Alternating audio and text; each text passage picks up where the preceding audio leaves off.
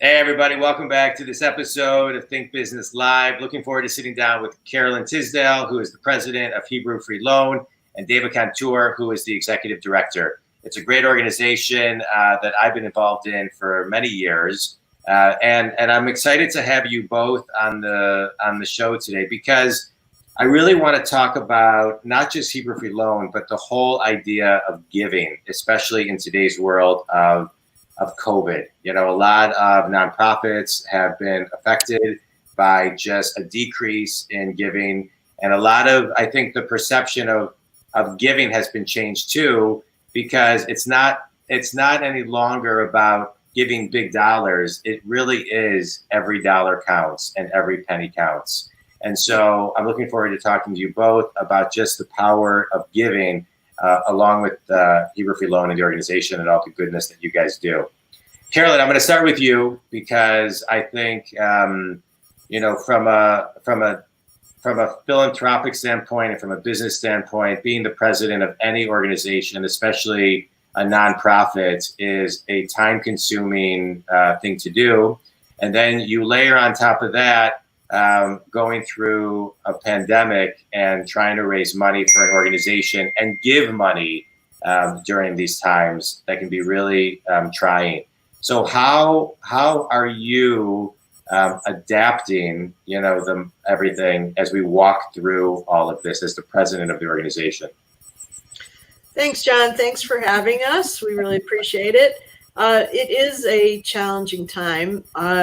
I think that Hebrew Free Loan is lucky. We have an incredible staff, and they have adapted very quickly to working remotely. But it is challenging. It's challenging because you don't have those one-on-one meetings with your donors that are so important to cultivating the relationships that you need to really to generate those large gifts. And I think people are very focused on their own financial situation, which could be uncertain at the time, and also in making sure that the dollars that they donate make a difference. And people's priorities are changing during this time. They're looking more carefully at the organizations that they're donating their money to. And some people have started to focus on causes that they never really thought about in the past, be it Black Lives Matter or other social justice issues. I think food insecurity is a huge concern right now. People have seen the long lines of cars waiting at food banks, and there's been a lot of donations to food banks. So you need to still be able to make the case to your donors as to why your organization remains relevant in this time and how you are working to help the most people in the most efficient way. And I think that HFL makes an excellent case for that because of what we do. Yeah. You know, you bring up so many interesting points that, you know, I think sometimes people don't even think that nonprofits also have competitors as well. And the competitors aren't necessarily other organizations, but also the real estate in people's minds of what is important. And as we all raise our level of awareness and learn about new organizations that need funds, and if you are of the means to be able to give, it just kind of it averages out. Sometimes the giving is a little bit different throughout different organizations. And so how do you and David, I'll ask you this. How do you during especially a time like this as a nonprofit grow your market? How do you market yourself? How do you brand yourself? How do you message yourself to let people know that you are still around, and like Carolyn's talking about, that you are still relevant, and remind people of all the goodness that you're doing and the actual people that you're helping? Sure. Jon, thank you again. Like Carolyn, I want to thank both of you. You guys are board members. Carolyn, our president. Jon is very hands-on as a board leader. The dedication we have from our nucleus of staff and board and other stakeholders is incredible. How do we message out? So for 125 years, Hebrew Free Loan in Michigan has provided interest-free loans. And probably for about 100 of those 125 years, we've been a very well-kept secret. It's been very confidential, as everything is with the loans and who receives them and whatnot. But in the last 10 years or so, we've really amped up our outreach messaging, Jon, whether it's COVID or in general times, to let people know that we're here. I mean, you can be confidential and dignified in the way you provide a loan, but we need to make sure people who need us know that we're here. So we've amped up our social media messaging, putting little videos and having different channels through social media to get those messages out that we're here, we're making a difference. We've done everything remotely, as Carolyn mentioned. Great board members like the two of you are reviewing loans and making decisions in email, so we haven't missed a beat. We're continuing our relationship, which is long-lasting, with the Detroit Jewish News, which sends out messages to thousands in our Jewish community that we're here. You do have to be Jewish and the Michigan resident to qualify for our loans. But expanding that in the donor piece of the first part of the question that you asked, Carolyn, I think we're just blessed. We have people who know that we're efficient and helping during COVID and beyond. And as unemployment checks run out at some point from the federal government here this summer, we are going to be inundated. The Hebrew Free Loans, the Jewish Family Services, all the basic human service agencies in the Jewish and general community. So we greatly appreciate, on behalf of Hebrew Free Loan, I thank everybody who donates $1 or who donates $1 million, everything in between. We greatly appreciate that to help us help other people with our loans and getting that message out to those who need help. Please tell other people if they need us. We are here, Jon.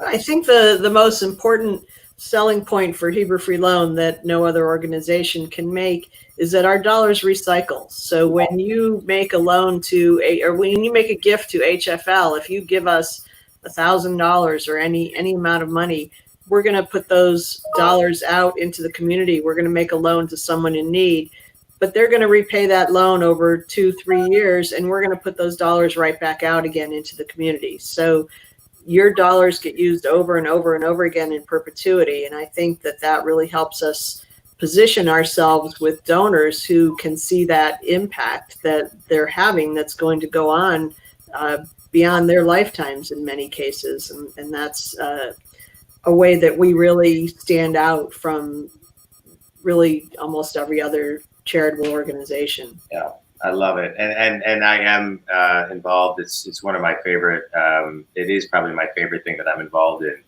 But I want to talk about how Hebrew Free Loan, I want to talk about dignity, because I think, asking for help, I see, as a business coach, I see a big thing, just people asking for help. It's very difficult for people to ask for help in general on a good day, right? And I think it's even harder for people to ask for help when they are in situations where they have to ask for money. And so I'll ask both of you to just kind of talk about, I know the process, but I want you guys to talk about it. How Hebrew Free Loan provides not only loans, but allows people to keep their dignity intact. I think that's really a key, and something that we train our directors about that from the get-go, from the minute they come in the door. That's one of the main points that we discuss with our directors on a regular basis, is how to put people at ease. And I can't tell you how many times at the end of an interview, the biggest compliment that I can get is when someone says, wow, that was a lot easier than I expected it to be. Yeah. So the first thing that we do when we meet a client is to just simply introduce ourselves, explain that we are volunteers with Hebrew Free Loan, that we are here to listen to them, to find out how we can help them, what we can do for them to help them work through whatever difficulties they're currently facing.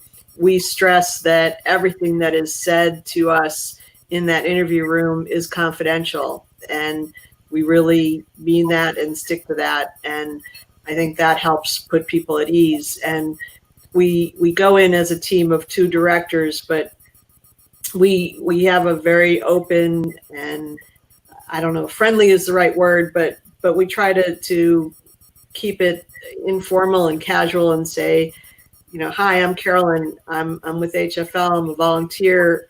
I'm here to find out what I can do to help you today. And we try to make that process as easy for our clients as possible. Yeah.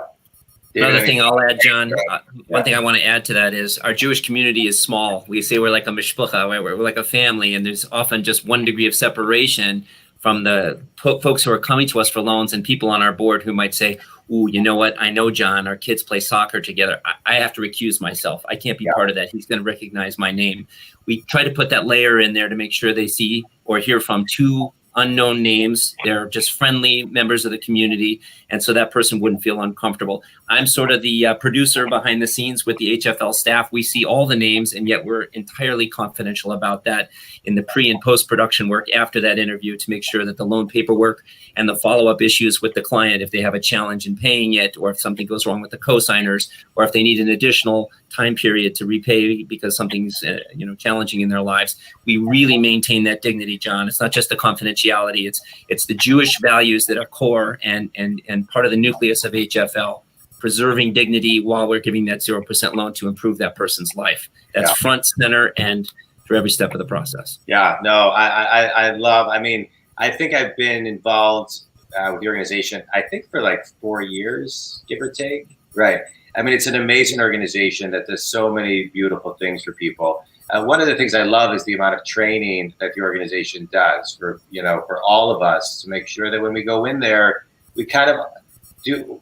We're trained to really just be neutral and to listen and to just talk to them as person to person, human being to human being, and it's an amazing experience, and I love that. Let me ask you a question. We work very hard at as you know, at putting our biases aside. Unfortunately, we had a training program in that we had to cancel this year, but it's something that we have talked about in the past. And someone can come in to you for a loan for something, and you could think, gosh, I would never make that decision. I would never spend my money on that. Or right. Why did they rack up so much credit card debt? Or why did they do that? And you have to put that aside and just talk to them based on the situation that they're in, this is their story, not your story. It's not your decisions that are being questioned here. And it's so important to put aside those biases that we have, and sometimes we don't even know that we have. And as you said before, so many of the people that come in, the other comment that I've heard many times is, I never thought I'd be in this situation. I never thought I'd be the one that's asking for money. I've been the one that's donated before, and now I suffered an unforeseen circumstances, be it a job loss, a medical situation, and now all of a sudden that person's in a position of asking for money where they saw themselves in the past as a donor, not as a recipient of charity. So it is a really difficult situation for people to come in and ask for money, and we need to be sensitive to that always. Carolyn, that reminds me of many years ago, I belonged to Shared Tzedek, and I co-chaired with Stu Dorff a 2-week homeless shelter at the shul. And it was amazing. And I had complete judgments on who was the people that were going to ultimately show up. And so I was there pretty much every day for the 2 weeks and got to know these people. And what I realized was, and I'm embarrassed to say that, I just said I had like these judgments. But what I realized was, as I got to know these people, many of them were just like all the three of us, right? And that we all are kind of like really 1 or 2 steps away from a really bad situation, from a really bad backstory, from being homeless. I mean, there were people that were, there was this one guy, he always stuck with me. He was a wealth advisor. He didn't have any family. He ended up in the hospital. One thing led to the other. He lost his car. He lost his job. And then he ended up on the streets. And it really opens up your eyes to just we're just human beings trying to help human beings. And so, Jon, I think we're going to see a lot of that, as I mentioned, with this COVID situation. There's small business owners who are sadly not going to see their business open again. I mean, that's the reality. No one's talking about that directly. It's not an appealing thing to talk about. There are people who are furloughed, who won't be hired back. Right. There are all sorts of debt situations that are accumulating right now that we're not seeing the immediate request for help because folks are getting money from the federal government. Those same people you described, Jon, who might be middle class, upper middle class, or whatever class they are, if they're part of our Jewish community, please know that HFL is here, and we are all ready with staff and outstanding lay leaders like you guys to help those people. And we're anticipating a large wave of those folks coming to see us soon. How are we prepping for those? You know, I don't necessarily know the full answer to that, because I would agree with you. I think we're going to see a lot more. What's the capacity? What's the capacity? Because, you know, it seems like there is going to be a lot more giving that needs to be needed. And, you know, what is the capacity? And if somebody who's watching this or listening to this now or in the future, you know, how would they even go about, you know, taking that first step? Sure. So the capacity is, I'm just looking at our stats right here. Through our last fiscal year, which was through the end of May this year, we did about 535 personal loans. It's not counting the college loans and whatnot, north of right around 2.3 million, John. I'm going to estimate that we're going to be well above 600, maybe even closer to 650 loans in this coming year. Our capacity is such, thank goodness, because of the recycling effect to which Carolyn referred, our loan pool that goes out, and we have just less than 15 million total that we're overseeing right now in total that's outstanding to about 1,430 or so total borrowers. That will be repaid over time unless folks have challenges. Our capacity is well beyond that. We have loan reserves that we can handle the uptick in demand, John, both in the resource power here, our staff, which are outstanding and doing things remotely and taking the online applications. So the second part of your question, if folks are considering applying, please go to hfldetroit.org. And it's very user-friendly kind of guidance on where to click on the bright orange colored rectangle on filling out an online application and explaining your situation and the basically up to a $10,000 interest-free loan that you would need. You have to be a Michigan Jewish resident, at least 18 years of age and older. And any of those scenarios we talked about, whether they're COVID related or not, we're here to help in a variety of ways, John. But our capacity in terms of our loans, reserves, in terms of our staffing and our outstanding lead leaders like you guys, we are ready to take the online applications and then get it in the hands of you outstanding board members who will review those and try to turn it around as efficiently as we can. And then about once a week, I come in, like today, I'm in my office and I'm here signing loan checks and making sure we get those checks out the door once they're approved. Right. Right. Carolyn, any thoughts? No, I just think it's important to note that we do have the capacity. We've worked very hard to build up our donor base and our loan reserves for these types of situations. We pride ourselves on being ready and able to respond to emergencies like this. Like several years ago when there were floods in Royal Oak and Huntington Woods, we were able to get out loan dollars immediately. And we're in the same position today with COVID. And we are ready and prepared to respond to what we think will be an influx of a significant number of loan borrowers, especially when the federal government's unemployment bump runs out at the end of this month. And we do have the loan capacity. We have the financial reserves to be able to handle that. I love it. Let's move a little bit from talking about people needing and asking and connecting with you to just the future of what giving looks like. I mean, none of us have crystal balls, but you know, I think, and Carolyn, you touched on this earlier in our initial questions, but what does the future of giving look like with, as we said earlier, you know, more organizations at the forefront of people's minds? You know, Carolyn, you mentioned Black Lives Matters, and there's, you know, frontline workers and food insecurities, and there's so many different charities to give to, right? So if I have $100, do I give 100 to one, or am I giving, you know, dividing it up? And it seems like younger generations are giving more now than, and maybe I have no stats on this, but it just seems that way. You know, you see these young entrepreneurs that are, you know, giving X% to their to nonprofits, and people who are talking about giving $5, and that makes every dollar makes a difference. So what does the future of giving look like? I mean, and when Hebrew Free Loan looks at their growth of how to raise money over the next decade, how has it changed versus the last decade, David? If you want me to, I can jump in. So I love this topic of philanthropy and fundraising, John. You ask a lot of wonderful questions. So listen, I encourage everybody, of course, today our brand is right here as Hebrew Free Loan. I don't want to say that my brand is more important. Listen, please, if you're charitably inclined, if you have $1 or $100, if you're 22 years old or 92 years old, give that where you feel in your heart it's making the key impact. Carolyn mentioned food banks. You guys talked about Black Lives Matter. Our world is broken. That is our notion as Jews. Tikkun olam is to fix that broken world. Our little corner and slice of that world is the Hebrew free loan piece, to try and provide interest-free loans. So if we're part of your philanthropic formula and you want to donate to help us keep our machine going, great. But otherwise, there's millions of other places you can give that to help Detroiters, to help other people in need, in lots and lots of ways to build those bridges back over the racial divide that's been so broken with all the issues going on in our country. So I encourage you to take a look at an organization's 990. That's the forms they file with the IRS, on places like GuideStar, or if you're inclined, Charity Navigator, to see how lean and mean they are, to make sure that a high percentage of the dollar you donate actually goes to the cause and not towards an event or towards executive salaries, things like that.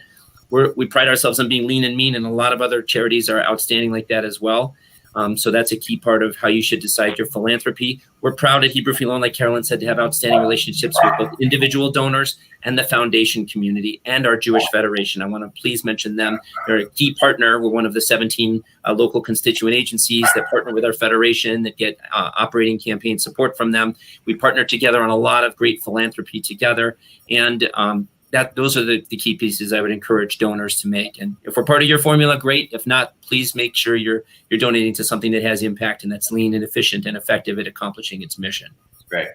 I think one of the challenges as a Jewish organization, I think there are significant challenges in the next generation with respect to the Jewish community. And these are not just challenges to be faced by Hebrew Free Loan. They're to be faced by certainly all Jewish charities. And I don't know if these are being faced by Christian charities as well, but our generation was inclined to first look within our community, to give Jewishly, to give to Israel, to give to Jewish charities.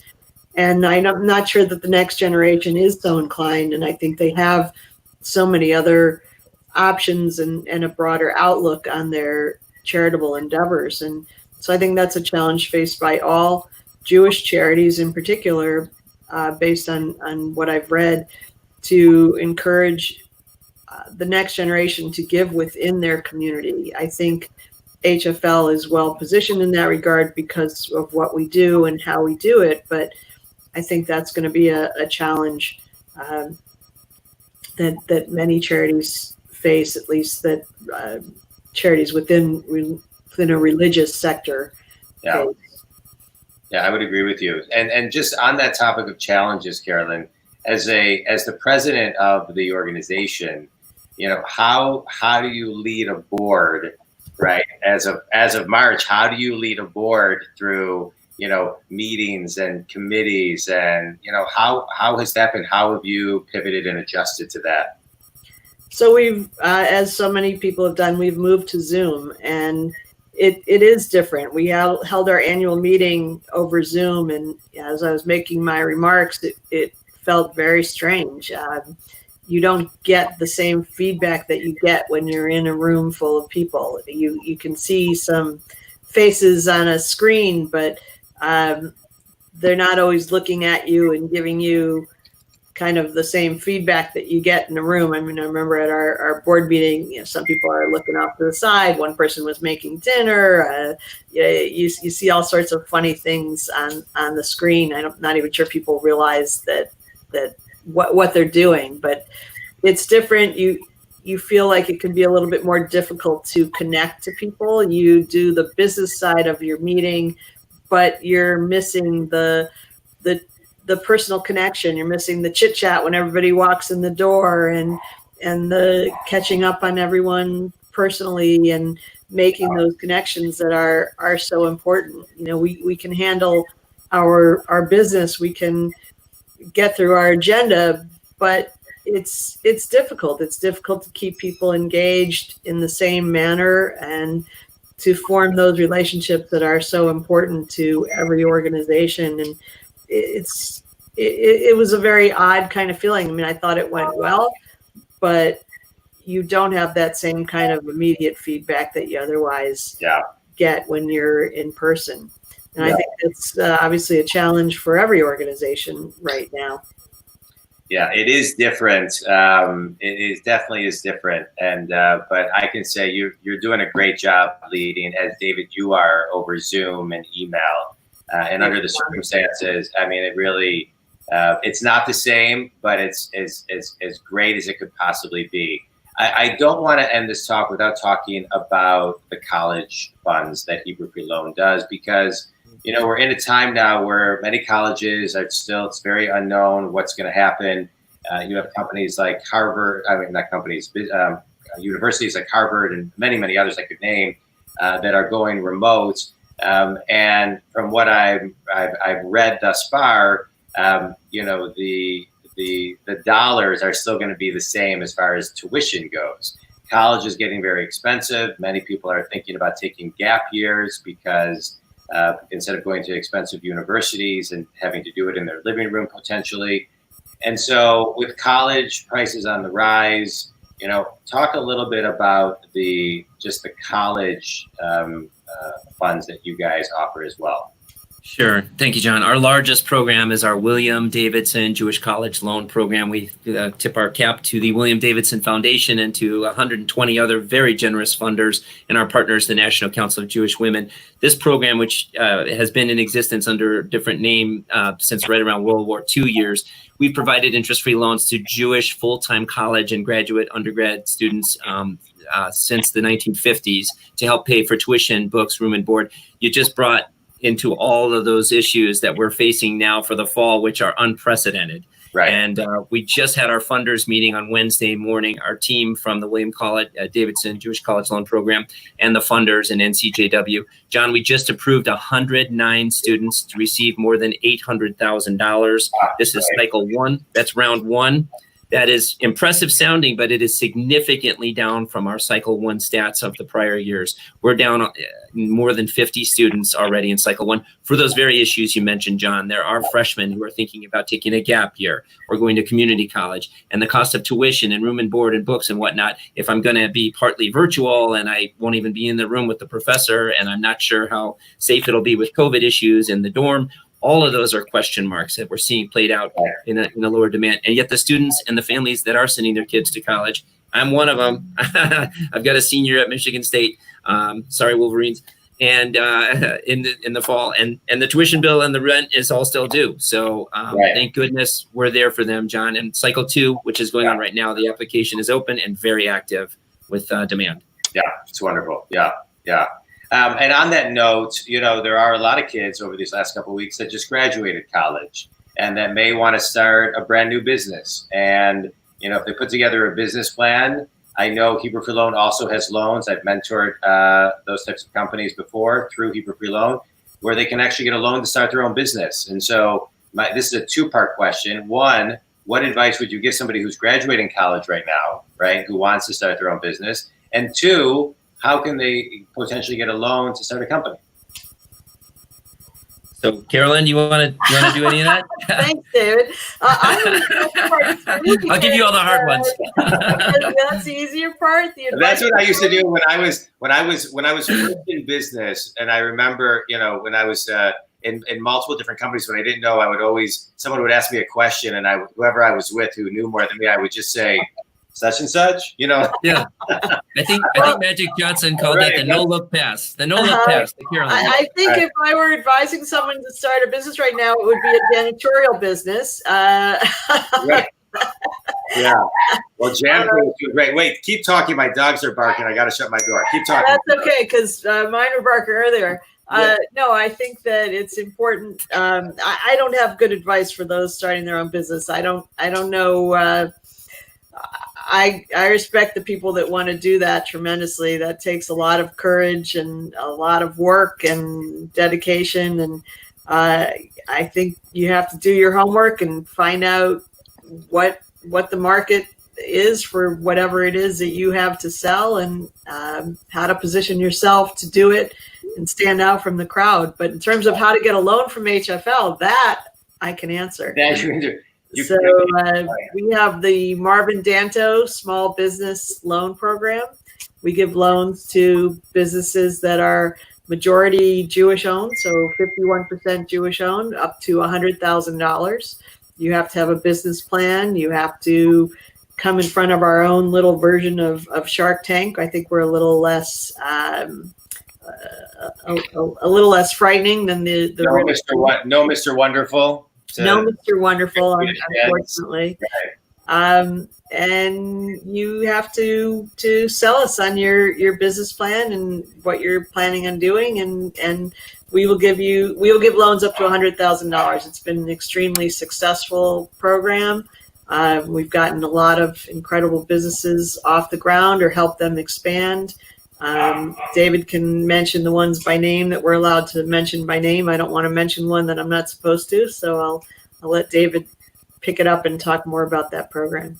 Sure. I do want to answer the first part of your question. I didn't mean to just stick Carolyn with the hard question. Obviously, these are unprecedented times. Young people who are graduating, whether from high school or college, or those who are new in the job market. I don't have all the answers. If I did, I'd be on your show and other very famous ones. But what I would say, we still have applicants coming to us. If they can find a way to pitch Hebrew Free Loan on that Marvin Danto entrepreneurial idea they have, that's going to minimize their exposure to the risk factors that are happening right now. Sadly, right now, paying for a huge lease each month when you're not sure if people will be able to come to your space for whatever it is you're offering is a challenge. So don't sign the lease before you come to us. Come talk to us first, and let's see if we can find a cyber way of doing your service, or like Carolyn said, if you're doing a janitorial service, if there's something, there are certain businesses and industries, you've talked about them on your show, Jon, that are huge uptick right now. So if you can successfully pivot your entrepreneurial idea into something that makes sense right now, that minimizes your capital risk, that makes you in a better place to be successful and to also get a loan from us. So if you're graduating, think and look at the market and a way you can pivot your skills. And maybe it is a very good time to be entrepreneurial, to take that dream idea you have. If it's something that is capital intense, that is facing a lot of those risk factors that would in a good economy make it a challenge, it may be twice as hard right now to try to launch that in COVID. So we're going to be watching develop a vaccine. That would be a good business plan for right. If that's your business plan to have a COVID vaccine, we would certainly be supportive. Right. Well, you know what, David, I just want to touch on one thing you talked about, because, sometimes what you're really great at doesn't seem like you can actually make a business out of it, but you can. And you still got to make sure that people actually buy your product. So even getting out there and talking to people and asking questions and beta testing, and even going through the process of Hebrew Free Loan, even if you don't get a loan, to basically have people kind of vet out. But I also think it's really important to have mentors. And so my last question really is as you are coming up with these ideas, as whomever are coming up with ideas on starting a business, the power of mentorship is so critical to vet out your idea, help evolve an idea, and just always help somebody grow. And so can you just kind of, in closing, kind of talk about the power of mentorship and how Hebrew Free Loans kind of works with that?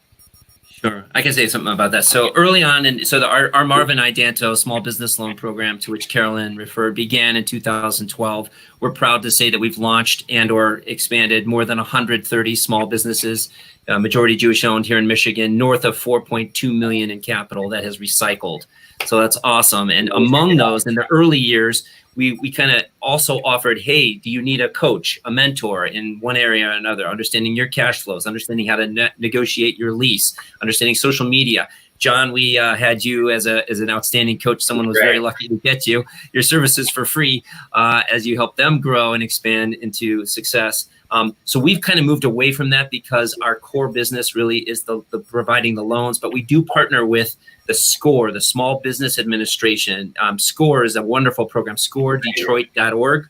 David Broner is very involved in that, and he is David Broner. That's the name. I would say go to davidbroner.com, but I don't think that's a real website. Yeah. He's like a one-man army.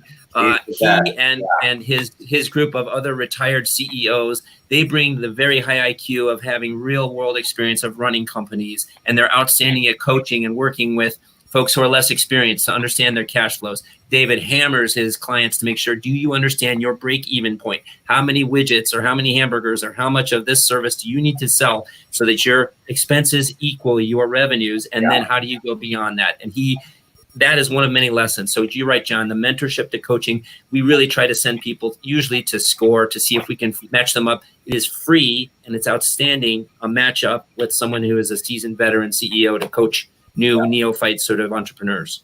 I love it. All right, my last question. Oh, sorry. Go ahead, Carolyn. No, I just think, not everyone who wants to be an entrepreneur, no one has the skill in every facet of their business. You might be great at coming up with the idea and knowing how to manufacture it, but you don't know how to market it. Or you might be a marketing expert, but you're weak in the finance area. So I think it's important to recognize the areas in which you have a weakness and to seek out people who can help you with those particular areas, because you need it all to be successful, and not all of us have a background in everything. So it's great to have a coach or a mentor who can help you pick up the slack in some of the areas that you're just not as familiar with. Yeah. And hopefully you listen to that person. I know, Jon, I'm sure you know clients that are better at listening to you and seeing their business grow, you and others who have that expertise.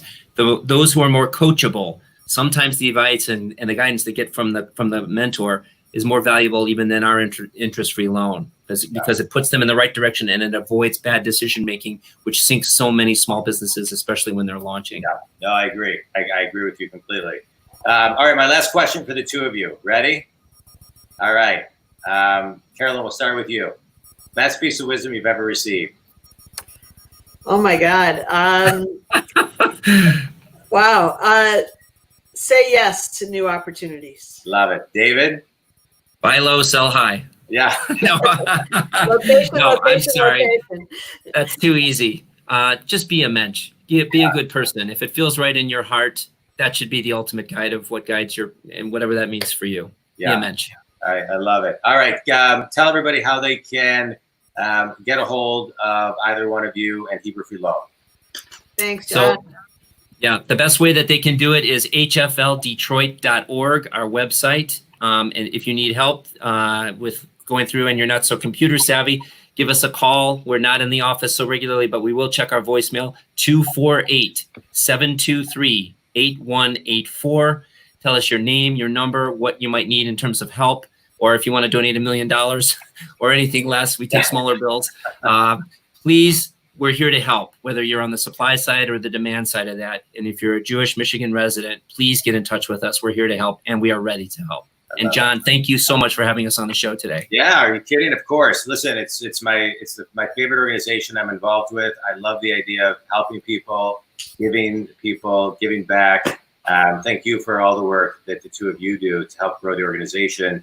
I just kind of show up, so I appreciate it. Carolyn Tisdale, David Contorer, thanks so much. I really appreciate you guys being on the show. And stay safe, and we'll talk soon. Thanks, Thank you, Jon. Thank you, Carolyn. Be well, everybody. Thank you.